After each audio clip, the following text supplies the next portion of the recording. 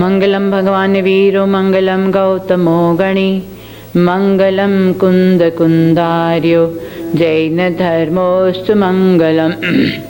सर्वमंगलमांगल्यम सर्वकल्याणकारकम प्रधानम सर्वधर्माणां जैनम जयतु शासनम जैनम जयतु शासनम। जय जय आचार्य श्री संभव सागर, जय जय सवीराचार्य, जय जय नाना भाषा विशारद, जय जय तुभ्यं नमोस्तु, जय जय तुभ्यं नमोस्तु।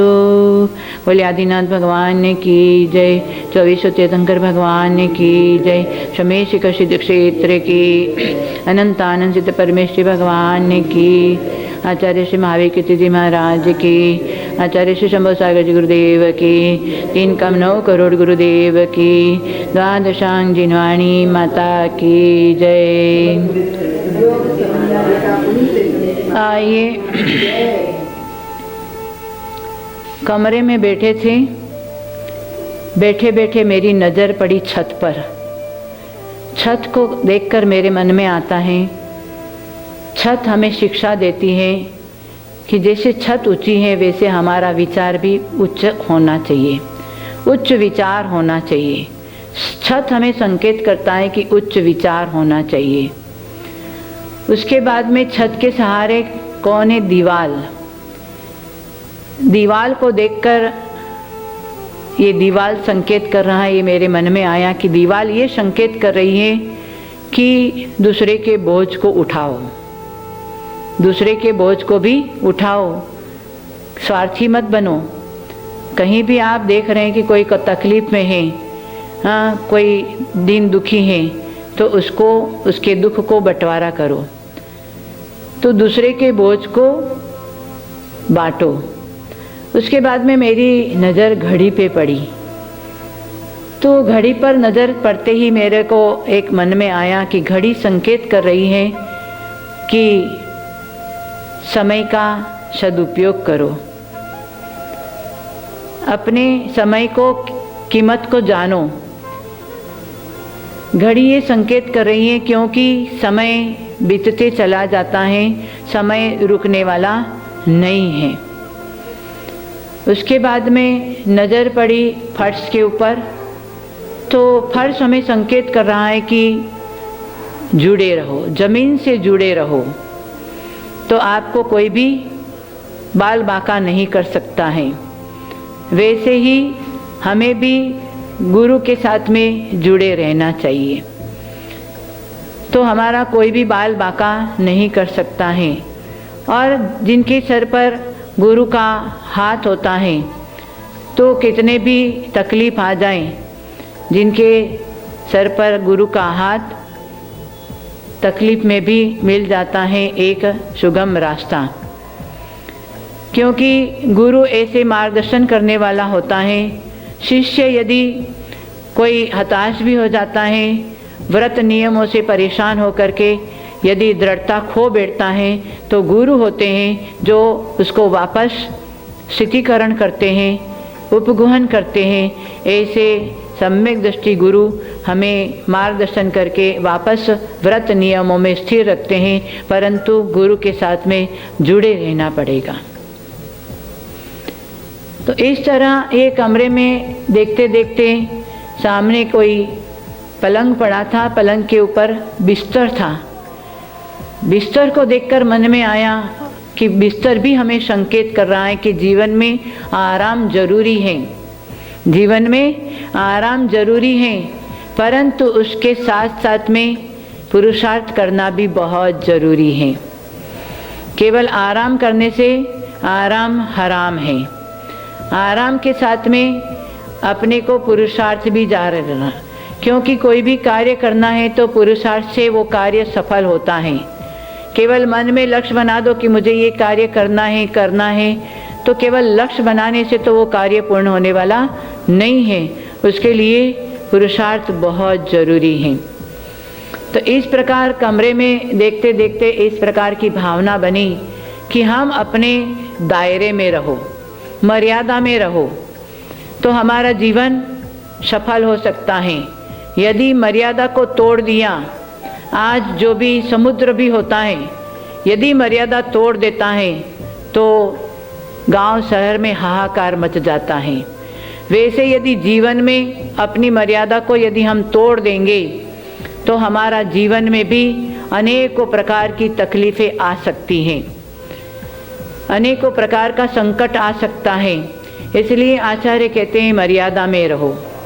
उस मर्यादा के लिए आचार्य ने कहा जो सम्यक दृष्टि होता है वो हर चीज़ में मर्यादा में आ जाता है, बोलने में, चलने में, खाने में, पीने में, उठने में, बैठने में, सम्यक दृष्टि हर चीज़ में मर्यादा में आ जाता है। तो मर्यादा बहुत ज़रूरी है और उसके लिए स्वाध्याय बहुत ज़रूरी है। ज्ञान होगा तो हम अपने जीवन को किस तरह से जीना चाहिए ये हमें पहचान हो सकती है, जानकारी हो सकती है। इसलिए ज्ञान करना बहुत आवश्यकता है। उस ज्ञान के लिए हम हमेशा बोलते हैं सच्चाई के शिखर पर चढ़ता है कोई कोई, सच्चाई के शिखर पर चढ़ता है कोई कोई, श्रद्धा और भक्ति से पढ़ता है कोई कोई, श्रद्धा और भक्ति से पढ़ता है कोई कोई। मोह नींद में सोने वाले संसारी जीव उस मंजिल को पाने के लिए बढ़ता है कोई कोई, और उस मंजिल को पाने के लिए गुरु को ढूंढता है कोई कोई, उस मंजिल को पाने के लिए गुरु को ढूंढता है कोई कोई। इसलिए जीवन में गुरु होना चाहिए तो हमारा लक्ष्य पूरा हो सकता है, क्योंकि गुरु स्वयं उस मार्ग में चल रहे हैं। तो मार्गदर्शक बन करके आज गुरु हमें सच्चाई का रास्ता बता सकते हैं, रास्ता दिखाने वाले गुरु होते हैं। हम तो अज्ञानी बने हुए हैं, परंतु गुरु ज्ञानी हैं। ऐसे गुरु को अपने जीवन में स्वीकार करके जो गुरु कहते हैं उसके अनुसार, अपनी शक्ति के अनुसार उस रास्ते में पुरुषार्थ करके आगे बढ़ते चले जाओ। पीछे देखने की ज़रूर नहीं है, क्योंकि हमें गुरु के प्रति श्रद्धा है। अमावस की रात, पूनम की रात कभी काली, पूनम की रात कभी काली नहीं होती हैं। समुद्र कभी खाली नहीं होता है, और जिनके सर पर ऐसे गुरुओं का हाथ होता है उनकी झोली कभी खाली नहीं होती है, उनकी झोली कभी खाली नहीं होती है। इसलिए गुरु हमारे जीवन में हैं तो हमें आगे पीछे कोई चिंता करने की ज़रूर नहीं है, क्योंकि गुरु शब्द ही भारी होता है। गुरु गुरु बोलते हैं, गुरु कहते हैं भारी। तो गुरु, गु माने अंधकार, रु माने रश्मि। जिनके पास में मिथ्या अंधकार दूर करने के लिए, अज्ञान अंधकार दूर करने के लिए ज्ञान रूपी किरण जिनके पास में होता है वो गुरु हैं। वो ज्ञान किरण सभी को बांटते रहते हैं। वो ज्ञान किरण से हमें भी उस किरण के माध्यम को लेकर के अज्ञान अंधकार को दूर करना है, मिथ्या अंधकार को दूर करना है। तो हम भी सम्यक दर्शन प्राप्त कर सकते हैं। सम्यक दर्शन कोई पैसे खरीदने की बात नहीं है, पैसे देकर खरीदने वाली कोई चीज़ नहीं है। सम्यक दर्शन तो परिणामों की विशुद्धता की बात है। जितना जितना परिणाम विशुद्ध होता चला जाएगा, वैसे हमारे सम्यक दर्शन की भूमिका बनते बनते एक दिन सम्यक दृष्टि बन जाएंगे। सम्मा इट्ठी पूर्णम न संसार कारणम होन्ति नियमेन, मोक्षस्व हो हेउ जदोनियाणम नसो कुणई। बहुत अच्छी बात नियमसार में बताया है कि सम्मा इट्ठी पूर्णम न संसार कारणम होन्ति नियमेन। सम्यक दृष्टि का पुण्य संसार का कारण नियम से होता ही नहीं है। हाँ, सम्यक दृष्टि का पुण्य संसार का कारण नहीं होगा, सम्यक दृष्टि का पुण्य मोक्ष का कारण ही बनेगा। हाँ, सम्मा इट्ठी पूर्णम न संसार कारणम होन्ति नियमेन, मोक्षस्व हो हेउ। मोक्ष का ही हेतु बनेगा, मोक्ष का ही कारण बनेगा। जदोनियानम नसो कुणई। यदि प्रशस्त निदान किया तो, यदि सम्यक दृष्टि बन गया और यदि कोई निमित्त पा करके यदि अप्रशस्त निदान कर दिया तो उसका सम्यक दर्शन भी छूट जाएगा। ऐसा हमारा जैन दर्शन है कि बहुत संभल के चलने वाला, चिकना है, चिकना, चिकनी भूमि पर हम संभल के चलते हैं ना कि कहीं हम गिर न जाएं। एक एक कदम उठा उठा के बहुत सावधानी से हम आगे बढ़ाते हैं। वैसे हमारा जैन धर्म भी ऐसा धर्म है जो यदि सावधानी हटी तो दुर्घटना घटी। हाँ, सावधानी हटी तो दुर्घटना घटी। जैन दर्शन ऐसा है, जैन धर्म ऐसा है, बिल्कुल सावधानी से चलना पड़ेगा। मनमानी चलोगे तो आगे गिर जाओगे और तकलीफ किसको उठानी पड़ेगी?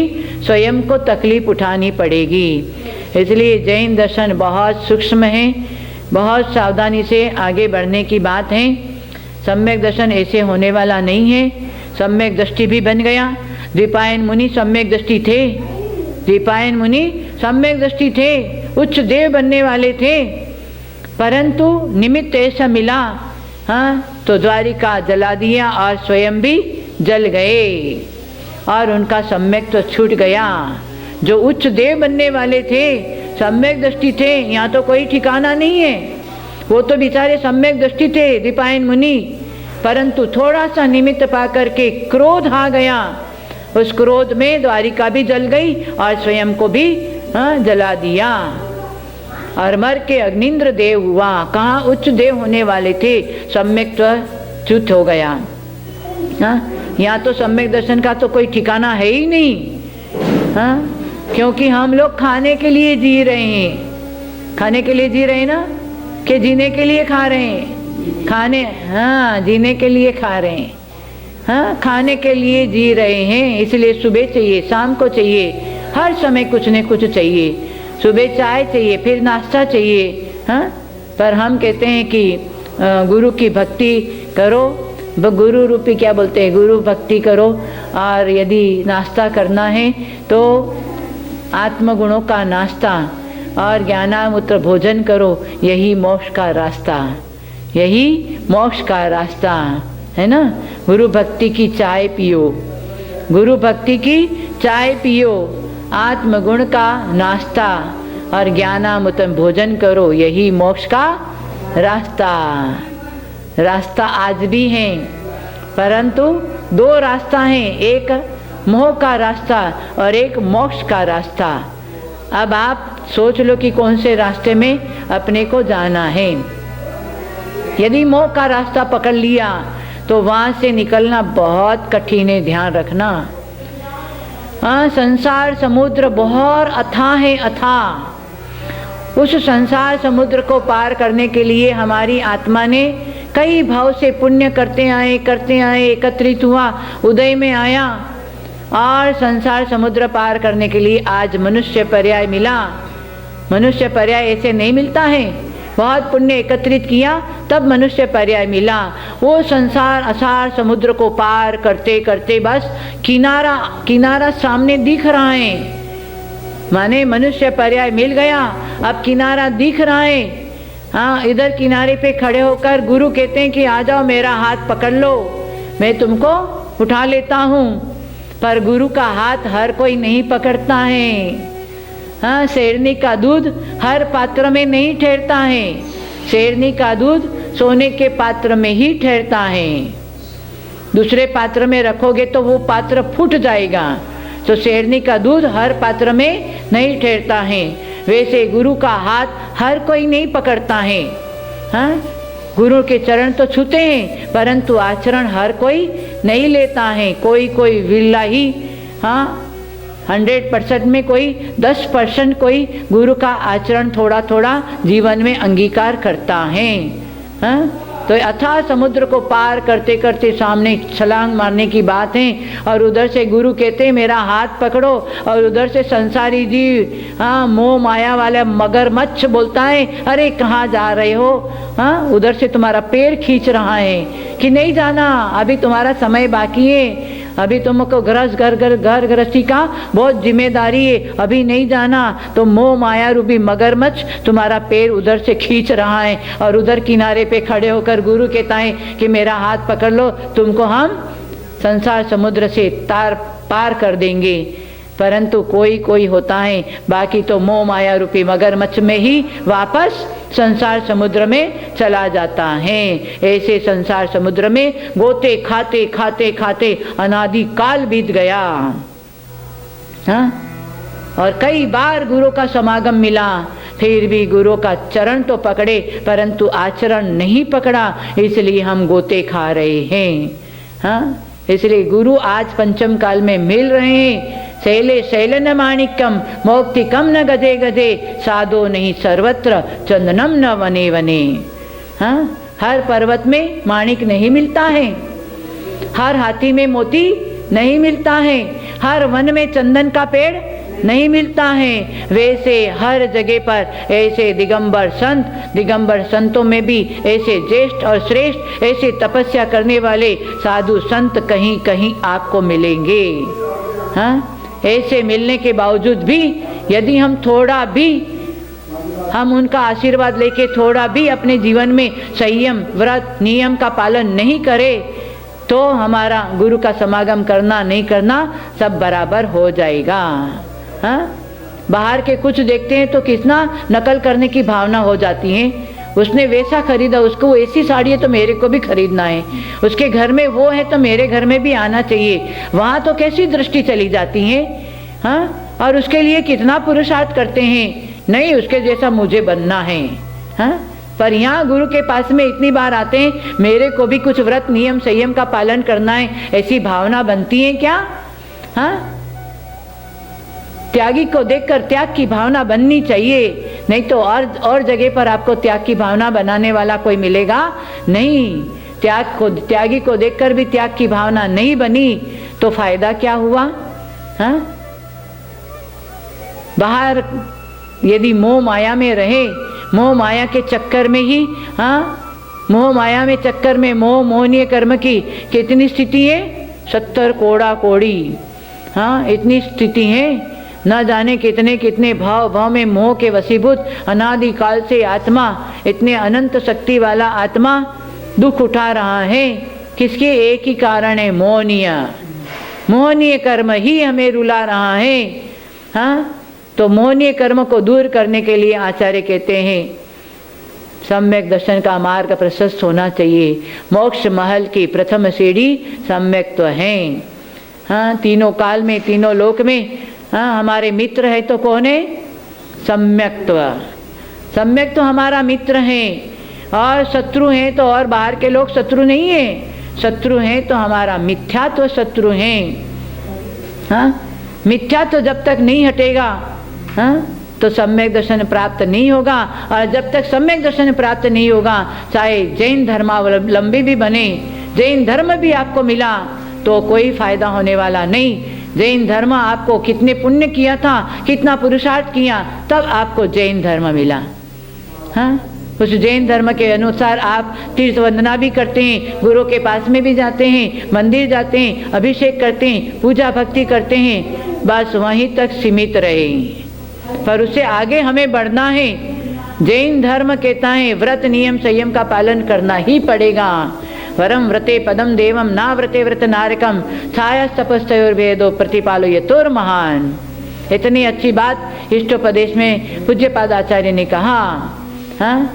यदि कोई तीसरा व्यक्ति कोई गांव में कुछ लेने गया है, 2 व्यक्ति जंगल में उसका इंतजार कर रहे हैं, तो उस 2 में से एक तो धूप में बैठा है और एक छाया में बैठा है, तो जब तक तीसरा व्यक्ति नहीं आता है तो आकुलता किसको होगी? जो धूप में बैठा है उसको आकुलता होगी कि वो व्यक्ति कब आए कब आए कब आए। परंतु जो पेड़ की छाया के नीचे बैठा है उसको आकुलता होने वाली नहीं है। वैसे आचार्य कहते हैं पूज्यपाद आचार्य, जो व्रत रूपी छाया में बैठेगा उसको कभी आकुलता नहीं होगी। हाँ? जो व्रत नहीं है उसको बार बार मन में आता है चलो मुझे खाना है, ये खाना है, वो खाना है, परंतु यदि व्रत नियम संयम का पालन कर रहे हैं उसको कभी आकुलता नहीं होगी। इसलिए व्रत रूपी छाया में बैठने का कोशिश करो, है ना? विरतीति व्रता, हाँ माने संसार शरीर भोगों से विरक्त होना, उसी का नाम व्रत है। हाँ? व्रत कितना है? कितना व्रत है? 12 व्रत हैं। कौन सा व्रत है 12? 5 अणुव्रत, 3 गुण व्रत और 4 शिक्षा व्रत। ये 12 व्रत कम से कम हम गृहस्थी हैं तो ये 12 व्रत रूपी छाया में रहो। घर नहीं छोड़ सकते तो घर में रहो, परंतु घर में रह के भी 5 अणुव्रत का पालन करो। अणुव्रत पालन करने में कोई दिक्कत नहीं है। हाँ, कितने 5 अणुव्रत हैं? अहिंसानुव्रत, सत्यानुव्रत, आचौर्यानुव्रत, ब्रह्मचर्यानुव्रत, परिग्रह परिमाणुव्रत। हाँ, अहिंसानुव्रत, हिंसा 4 प्रकार की बताई है, आरंभी, उद्योगी, विरोधी और संकल्पी। गृहस्थी हैं तो आरंभी, उद्योगी और विरोधी ये 3 हिंसा का त्याग नहीं कर सकते हैं, क्योंकि गृहस्थी हैं, खाना बनाना पड़ेगा, आरंभ करना पड़ेगा, है ना, और उद्योग व्यापार नौकरी करनी पड़ेगी, तो उससे हम बच नहीं सकते हैं। परंतु आचार्य कहते हैं something is better than nothing. हाँ, उन 3 हिंसा से नहीं बच सको कोई बात नहीं, कम से कम संकल्प हिंसा का त्याग करो। जानबूझ के कोई जीव को नहीं मारना, उसको बोलते हैं हाँ संकल्प हिंसा का त्याग। तो जानबूझ के हम कोई जीव को नहीं मारेंगे, माने संकल्प हिंसा का त्याग हो गया, तो अहिंसानुव्रत ही बन गए, उसमें तो कोई दिक्कत नहीं है। फिर सत्यानुव्रत, स्थूल झूठ का त्याग। हमारी झूठ से किसी का बिल्कुल बर्बाद हो जाए ऐसा झूठ नहीं बोलना, हमारे झूठ से किसी को कोई मारा जाए ऐसा झूठ नहीं बोलना, माने स्थूल झूठ का त्याग। सूक्ष्म झूठ तो गृहस्थी को बोलना ही पड़ेगा। हाँ, उसके लिए इसलिए प्रायश्चित बताया है, गृहस्थी को भी प्रतिक्रमण सामयिक गृहस्थी के लिए भी बताया है, क्योंकि पग पग में हमें अतिचार अनाचार लगता है ना। तो सत्यानुव्रत में स्थूल झूठ का त्याग, तो सत्यानुव्रत आ गया, सत्यम सत्यानुव्रत हो गया, है ना। और तीसरा है अचौर्यानुव्रत, स्थूल चोरी का त्याग। छोटी छोटी चोरी तो आपके व्यापार में घर में चलती रहती हैं, इनकम टैक्स, सेल टैक्स, पता नहीं कौन सा टैक्स है ना, परंतु साधु के ऊपर कोई टैक्स नहीं होता है। अंतिम में जब पंचम काल के अंत में जब राजा कल की राजा टैक्स मांगने आएगा, एक मुनि एक आरिका एक श्रावक श्राविका होते हैं, जब मुनि और आरिका श्रावक श्राविका जब आहार देते हैं और पहला ही ग्रास में इतने में राजा आ जाता है, बोले ग्रास के ऊपर टैक्स दो। ये सुनते ही मुनिराज हाथ छोड़ देते हैं और आरिका भी हाथ छोड़ देती हैं और वो श्रावक श्राविका भी फिर अपना भोजन छोड़ देते हैं, चारों मर करके फिर देव बन जाते हैं, है ना। तो टैक्स जहाँ होता है तो मुनिराज आहार नहीं करते हैं, है ना। तो हमें भी ऐसे टैक्स साधु के साथ में नहीं है, तो आज तो पंचम काल का थोड़ा ही समय निकला है, परंतु अन्य अंत में ऐसे टैक्स मांगने वाले भी राजा कल की राजा पैदा होगा, है ना। परंतु आज तो साधु के प्रति कोई टैक्स की बात नहीं है, परंतु अभी क्या बोला, सत्यानुव्रत, हाँ अचौर्यानुव्रत। अचौर्यान माने स्थूल चोरी का त्याग, बड़ी रूप में चोरी नहीं करना कि किसी का पूरा घर ही खाली हो जाए, ऐसी चोरी नहीं करते, माने स्थूल चोरी का त्याग। ये व्रत तो ले सकते हैं, है ना। फिर कौन सा है, ब्रह्मचर्यानुव्रत। हाँ, शादी करते हैं उस समय पंडित नियम करवाता है ना, पुरुष को नियम करवाता है कि तुम्हारी पत्नी मेरी पत्नी के अलावा बाकी जितनी भी स्त्रियां हैं वो मेरे माता बहन पुत्री के समान हैं। ये शादी के समय नियम करवाते हैं ना पंडित।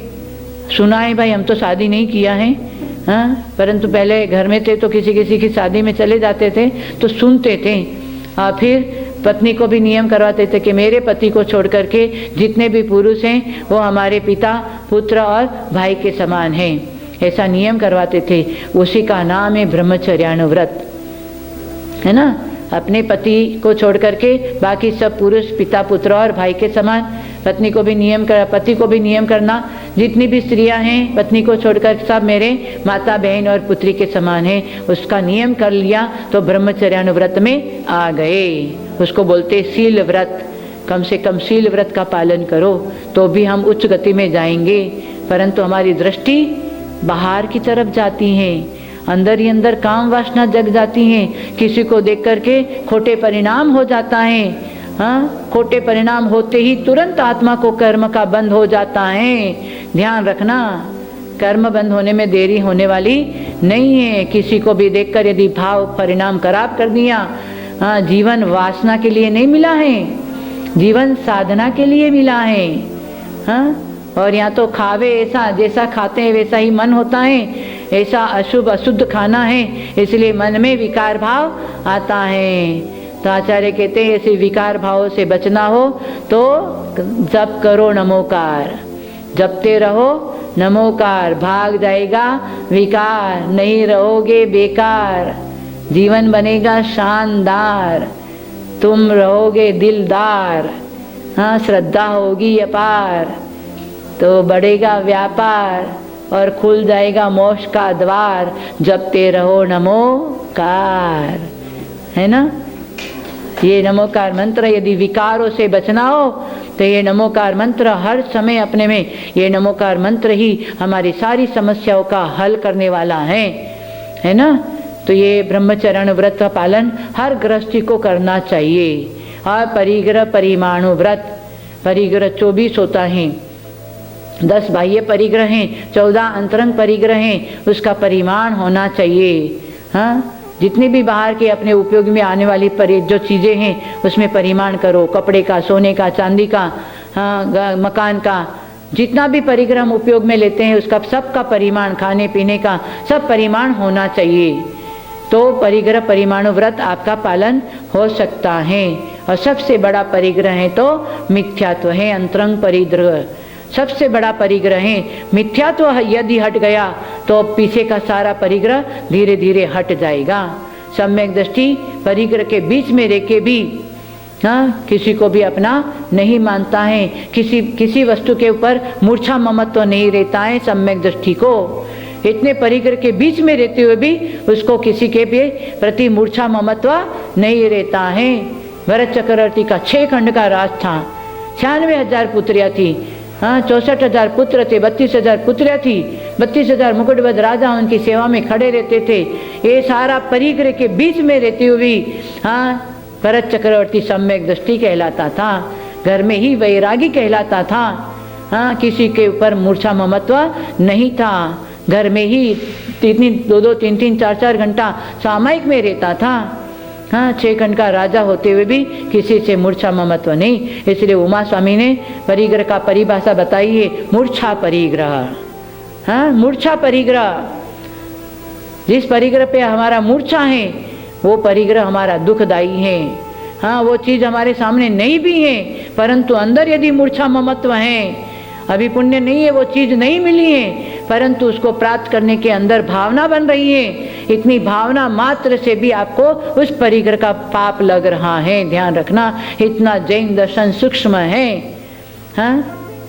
अंतिम में पुण्य नहीं है और सोचते कि हम करोड़पति बन जाएं, हमारे घर में इतना सोना होना चाहिए, इतना चांदी होना चाहिए, इतना वैभव होना चाहिए, तो केवल भावना भाने से तो नहीं मिलेगा। अंतिम में पुण्य नहीं है परंतु आपने यदि करोड़ का भावना भा लिया तो आपको परिग्रह का पाप लग गया। ऐसा सूक्ष्म है परिणामों का, ये विचित्रता का ही, कर्म विचित्रता का ही ये सारा संसार में नाटक चल रहा है। इसलिए कहते हैं गृहस्थ में रह के भी 5 अनुव्रत का पालन करो, सारा परिग्रह का परिमाण करो। जो चाहिए है, हम बोलते हैं गरीब से गरीब की भी आवश्यकता पूर्ण हो सकती है। आवश्यकता तो पूर्ण हो सकती है परंतु इच्छा कभी पूर्ण होने वाली, अमीर से अमीर की भी इच्छा कभी पूर्ण होने वाली नहीं है। इसलिए इच्छा दुख की मूल है, अवगुण की है खान, इच्छा तज जो तप करे पावे केवल ज्ञान। इच्छा तो दुख की मूल है। दुख दुखी करता है इच्छा, जितनी इच्छा बढ़ाते जाओगे इतना दुखी होते जाओगे और इच्छाओं को कम करते जाओगे तो हम स्वतंत्र हो जाएंगे एक दिन। परतंत्र करने वाला कौन है? ये इच्छा है हमारी, है ना। इसलिए इच्छाओं को समेटना है और इच्छाओं को तज करके व्रत नियम संयम का पालन करना है। ये 5 अनुव्रत हो गया, 3 गुण व्रत हो गया, दिक व्रत, देश व्रत, अनर्थ दंड व्रत। दिक व्रत माने हमें रोज नियम करना चाहिए कि दशों दिशाओं में मैं कहाँ तक जाऊँ, ऐसा। और ये भी नियम लेना चाहिए देश व्रत, भारत के अलावा बाहर का त्याग, ये नियम लेना चाहिए और रोज़ सुबह नियम करना चाहिए कि चारों दिशाओं में, इस दिशा में इतने माइल जाएंगे, इतने किलोमीटर पर जाएंगे, इतना आपको नियम करना चाहिए। तो ये दिग्व्रत देश व्रत में सब आ जाएगा। हाँ, भारत के बाहर नहीं जाना हो तो नियम कर लो कि भारत के में 2 बार 4 बार हम विदेश जाएंगे, उसके अलावा फिर नहीं जाएंगे। ऐसा भी नियम कर सकते हैं। आचार्य ने बहुत सरल मार्ग गृहस्थी के लिए बताया है, परंतु करने वाला चाहिए। मार्ग तो बताया है आचार्यों ने, हाँ, परंतु करने के लिए जब आता है, कोई कहता है कुछ करो तो कमज़ोर बन जाते हैं, और ऐसे तो डिंग मारेंगे, ऐसा करना चाहिए वैसा करना। अरे तो करके दिखाओ ना, हाँ, करके दिखाओ पहले। हाँ, बोलते पानी में जाओ, ठंडे पानी में स्नान करो, क्या होता है क्या होता है, और उसको बोलेंगे जाओ तुम ठंडे पानी में नहाओ, हाँ, तो फिर कांपता है कैसे जाऊँ। हाँ, दूसरों को उपदेश देना तो मज़ा है, हाँ, सरल है, परंतु स्वयं को क्रिया में लाना बहुत कठिन है। हाँ, पांडित परोपदेश पांडित्यम, दूसरों को उपदेश देने में तो पंडित हैं, और वो पंडित को जब बोलेंगे कि तुम कुछ आचरण करो, नहीं हमसे आचरण नहीं होता है। हाँ, पंडित सभा में बोल दिया, हाँ, बैंगन नहीं खाना, पंडितानी भी उस सभा में बैठी थी, हाँ, पंडित ने उपदेश दे दिया कि बैंगन नहीं खाना, बैंगन खाते बहुत पाप लगता है, ठीक है। और प्रवचन हुआ, पंडितानी भी सुना था कि आज तो पंडित जी ने बोला कि बैंगन नहीं खाना चाहिए, और पंडितानी घर गई, खाना बनाया, पंडित जी भी घर गए, थाली परोसी, थाली देखी तो बैंगन की सब्जी नहीं। तो पंडित जी ने पूछा, हे पंडितानी बैंगन की सब्जी नहीं बनाई? बोले पंडित जी आपने तो अभी बोला था कि बैंगन की सब्जी नहीं खानी चाहिए, बहुत पाप लगता है, इसलिए मैंने सब्जी नहीं बनाई। बोले तू तो पगली है, हाँ, उपदेश दूसरों के लिए होता है, अपने लिए थोड़ा होता है कोई ऐसे। तो ऐसा पंडित नहीं बनना, ऐसा ज्ञान देकर दूसरों को देकर के कोई फायदा नहीं है। पहले खुद आचरण करो फिर किसी को बोलो। हाँ, वो गांधी जी के पास में वो महिला गई कि मेरे बेटा बहुत गुड़ खाता है, उसको गुड़ का त्याग करवाइए। अब पंडित गांधी जी भी असमंजस में पड़ गए, क्या करें, परंतु उन्होंने उस महिला को बोला कि 1 हफ्ते के बाद में आना। क्या बोल दिया? 1 हफ्ते के बाद में आना। वो महिला अपने बच्चे को लेकर चली गई, और इधर गांधी जी स्वयं गुड़ खाते थे, और 1 हफ्ते में प्रैक्टिस करके उन्होंने गुड़ का आजीवन त्याग कर दिया। और 1 हफ्ते के बाद में महिला बच्चे को लेकर आई कि महात्मा जी अब हमारे बच्चे को ये गुड़ का त्याग करवाओ। तब गांधी जी ने एक थोड़ा सा संबोधित किया बच्चे को, और संबोधित करते ही बच्चा को मन में आ गया कि नहीं त्याग करना चाहिए, हमारे लिए हानिकारक, ऐसे सोच के उसने भी महात्मा के पास में त्याग कर दिया।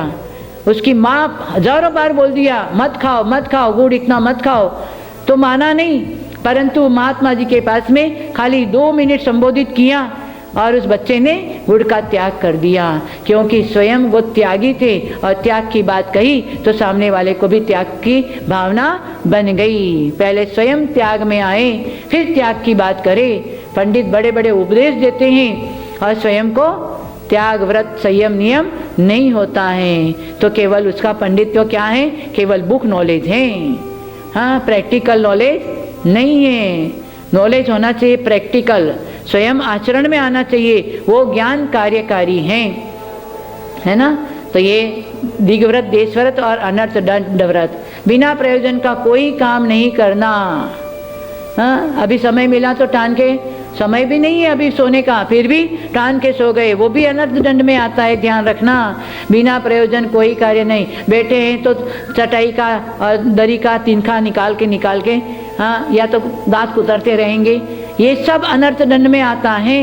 बिना प्रयोजन का कोई काम नहीं करना, है ना। 1 चम्मच धोना है तो नल खोल दिया, इतना सारा पानी गिराया, वो भी अनर्थ दंड में आता है। उसमें भी हिंसा होती है, जीवों की विराधना हुई। इससे आचार्य कहते हैं दिग्व्रत देशव्रत अनर्थ दंड का आप भी हाँ समझ करके पालन करो। फिर 4 शिक्षावत सामायिक, प्रसूद उपवास, अतिथि संविभाग और भोगोपभोग परिमाण, ये 4 शिक्षाव्रत गृहस्थी को पालन करना चाहिए। सामायिक श्रावक के लिए भी आचार्य ने सामायिक बताई। समता सर्वभूतेषु संयमेषु भावना आर्त रौद्र परित्यागम तद्धि सामायिकम मतः। इतनी अच्छी बात बताई। सामायिक 3 लोक के प्रति, प्राणियों के प्रति समता भाव, है ना। अंदर से समता होनी चाहिए। बाहर से थोड़ी विषमता दिखाओ अनुशासन के लिए, परंतु अंदर से विषमता नहीं होनी चाहिए, अंदर में तो समता होनी चाहिए। समता से बढ़कर कोई धर्म नहीं है ना। इसलिए समता आनी चाहिए, समता से बढ़कर कोई सामायिक नहीं है। समता सर्वभूतेषु, भूतेषु माने 3 लोक के प्राणी के प्रति क्षमता होनी चाहिए। और संयम है शुभ भावना, हर समय कुछ नियम करने की भावना होनी चाहिए, व्रत संयम पालन करने की भावना होनी चाहिए। 1 घंटे का त्याग, 2 घंटे का त्याग, रात्रि भोजन त्याग, जमीकंद का त्याग, हफ्ते में 1 दिन, हफ्ते में 2 दिन, ऐसे करते करते पूरे व्रत संयम में आ सकते हैं। संयम की शुभ भावना होनी चाहिए, तो वो आपका सामायिक। और आर्त ध्यान, रौद्र ध्यान से बच करके धर्म ध्यान में आना चाहिए, उससे बढ़कर कोई सामायिक नहीं है। सामायिक में बैठ गए, सामायिक में समता भाव, गुड़ की बेली कुत्ता खाए, ऐसी सामायिक नहीं करना। सामायिक में समता भाव, गुड़ की बेली कुत्ता खाए। हाँ, दुकान में बैठ गया और सामायिक में बैठ गए और कुत्ता आकर गुड़ की बेली खा रहा है, अब क्या करें, बोलना है नहीं। और वो गुड़ की बेली खा रहा है बेचारा कुत्ता, हाँ, और वो सेठ को अंदर ही अंदर तकलीफ हो रही है, आकुलता हो रही है, गुड़ खा रहा है, गुड़ खा रहा है और सामायिक कर रहा है, भगवान का नाम ले रहा है। हाँ, वचन से तो भगवान का नाम चल रहा है, परंतु अंदर से आकुलता है कि गुड़ की बेली खा रहा है, गुड़ की बेली खा रहा है। हाँ, परंतु पीछे ही घर था, तो अब क्या करे, सामायिक भी करना है और गुड़ की बेली को भी बचाना है। जोर जोर से बोलने लग गया, सामायिक में समता भाव, गुड़ की बेली कुत्ता खाए, सामायिक में समता भाव, गुड़ की बेली कुत्ता खाए। और पीछे उसका बेटा सुन रहा था, भाई पिताजी ये क्या बोल रहे हैं आज। वो आके देखा तो सामायिक में समता भाव, गुड़ की बेली कुत्ता खाए। हाँ, वो बेटे ने देखा वो गुड़ की बेली कुत्ता खा रहा है, तो कुत्ते को भगाया। हाँ, तो सेठ समझता मेरी सामायिक भी हो गई और गुड़ की बेली भी बच गई। हाँ, ऐसी सामायिक नहीं करना, थोड़ी करो पर अच्छी करो, भाव से करो, अंतरंग से करो। ये सामायिक ही हमें क्या अनंत पट कर्मों की निद्रा का कारण बन सकता है और किए हुए दोषों का परिहार हो सकता है। हाँ, ऐसी सामायिक करना है ना। तो गृहस्थी के लिए भी सामायिक बताई हैं। और सामायिक प्रसद उपवास, अष्टमी चतुर्दशी को उपवास और आगे पीछे एकासन, ये प्रसद उपवास गृहस्थी के लिए भी बताया है। नहीं कर सकते हैं तो तीनों एकासन करो, सप्तमी का, अष्टमी का, नवमी का, 13 का, 14 का, पूनम का, तीनों एकासन करो। पर प्रसद उपवास उसको बोलते हैं। उसके बाद में अतिथि समविभाग, हाँ, जो भी अपने घर में अतिथि आए उनको भोजन करके फिर अपने को भोजन करना चाहिए। हाँ, पैसे के बिना तुम्हारा जेब कोई काम का नहीं, अतिथि के बिना तुम्हारा आंगन कोई काम का नहीं है, पानी के बिना तालाब कोई काम का नहीं है, और फल और पत्ती के बिना वो पेड़ कोई काम का नहीं है ना। अतिथि के बिना, और घर में एक दूसरे के प्रेम नहीं है तो वो परिवार भी कोई काम का नहीं है ना। अतिथि के बिना आंगन कोई काम का नहीं। तो अतिथि आए, ऐसा मन में आना चाहिए कि कोई अतिथि आए उनको हम भोजन करके करा के फिर हम भोजन करें, ऐसी शुभ भावना मन में रहनी चाहिए। और नहीं कोई है 9 बजे के टाइम पर कहीं भी कोई भी परिस्थिति में हो, 9 साढ़े 9 बजे के टाइम हुआ और नमोकार मंत्र 1 बार या 9 बार बोल के कि भारतवर्ष में जितने भी दिगंबर संत विद्यमान हैं उनका निरंतराय आहार हो जाए, ऐसी भावना हर व्यक्ति को करना चाहिए। इतनी भावना से करने से 3 कम 9 करोड़ गुरु को आहार दिए बराबर पुण्य बंद हो जाता है। हाँ, ये जैन दर्शन कहता है। तो आपको भावना बनाने में कोई पैसा तो नहीं लगता है, कोई तकलीफ तो नहीं हो सकती है। तो ऐसी भावना हमेशा 9 बजे के टाइम पर भावना बनाओ कि जितने भी आज दिगंबर संत हैं उन सबका निरंतराय आहार हो जाए, तो उसका भी अतिथि समविभाग ये व्रत पालन हो जाएगा, है ना। और भोगोपभोग परिमाण, भोग और उपभोग, एक बार भोगा जाता है वो भोग, और बार बार कोई वस्तु का वापस उपयोग में लेते हैं उसको उपभोग। ये भोग और उपभोग इन दोनों चीज़ों का परिमाण होना चाहिए। खाने पीने का भी परिमाण, 10 लाख वनस्पति में नियम कर लो कि 1000 वनस्पति के अलावा बाकी सब वनस्पति का त्याग, और ये जीवन पर्यंत 1000 हो गया। और रोज़ सुबह उठते ही नियम करो उस 1000 में से 900 का त्याग, 100 वनस्पति लेंगे सारे दिन में। तो कितना पाप से बच जाओगे। ठीक है ना, नियम हो गया ना, 1000 वनस्पति रखना, बाकी सब वनस्पति का त्याग। और रोज रोज फिर उस 1000 में से 100 वनस्पति लेंगे, बाकी 900 का त्याग। ऐसे आपको ये भोगोपभोग परिमाण, कपड़े का, सोने का, इतना जोड़ी कपड़े रखेंगे, इतना सोना, इतना चांदी, इतना मकान। आजकल कोई खेती नहीं करता है, गाय भैंस नहीं रखता है, वो भी परिक्रम में आता है। तो गाय भैंस रखने का त्याग, खेती करने का त्याग, ऐसे नियम करते जाओ। ये श्रावकों के लिए, गृहस्थ के लिए 5 अनुव्रत, 3 गुण व्रत और 4 शिक्षा व्रत ये बताया है। ये 12 व्रत का पालन करने वाला, व्रत रूपी छाया में रहने वाले को कभी आकुलता नहीं होगी। इसलिए जीवन में व्रत ही कार्यकारी हैं, बाकी भोग में कोई भी सुख किसी को मिला नहीं और मिलने वाला भी नहीं है। इसलिए व्रत रूपी छाया में आ जाओ। गुरु यही कहते हैं कि गृहस्थ में रह के भी आप व्रत का पालन करो, संसार शरीर भोगों से विरक्ति हो जाए। यही हम हमेशा कहते हैं। कल हमने कहा क्या किया था कि हमेशा क्या बोले थे, कल हमने एक बोला था कि संतों का समान, यदि परमात्मा को हमेशा निरंतर परमात्मा को याद करो। हाँ, परमात्मा को याद करो, परोपकार करो और संत के सहारे जियो और नमोकार मंत्र का रस का पान पिया करो। बोली थी ना कल, है ना। ये 4 बात भी हमें याद रखेंगे ना, तो हमेशा परमात्मा को याद करो और हमेशा दूसरों को परोपकार करो और संत के सहारे जियो, है ना। संत के बिना संसार असार है ना। संत के सहारे जिया करो और उस ओम का, नमोकार मंत्र का रस का पान पिया करो, तो हमारा जीवन सार्थक हो सकता है। चलते फिरते, उठते बैठते हर समय नमो अरिहंताणम, और उसका शॉर्ट मंत्र है ओम ह्रीम नमः, ओम ह्रीम नमः। ये आप लोग हमेशा जाप करो। जो सुना है तो अपने जीवन में थोड़ा सा चिंतन करो, मनन करो, शक्ति के अनुसार ग्रहण करो, शक्ति के अनुसार ग्रहण करो, तो ये सम्यक दर्शन, सम्यक ज्ञान, सम्यक चरित्र का मार्ग प्रशस्त हो सकता है। नहीं तो जब तक अटपट में रहे तब तक खटपट होए, जब मन की अटपट मिटे झटपट दर्शन। अटपट खटपट से बचना है, सम्यक दर्शन का मार्ग प्रशस्त करना है, तो ये हमारा जीवन सार्थक हो सकता है। सम्यक दर्शन के बिना जैन धर्म मिलना सार्थक होने वाला नहीं है। इतना बोल के हम विसर्जन करेंगे। बोले द्वादशांग जिनवाणी माता की, आचार्य श्री शंभु सागर जी गुरुदेव की जय। नमस्ते नमस्ते।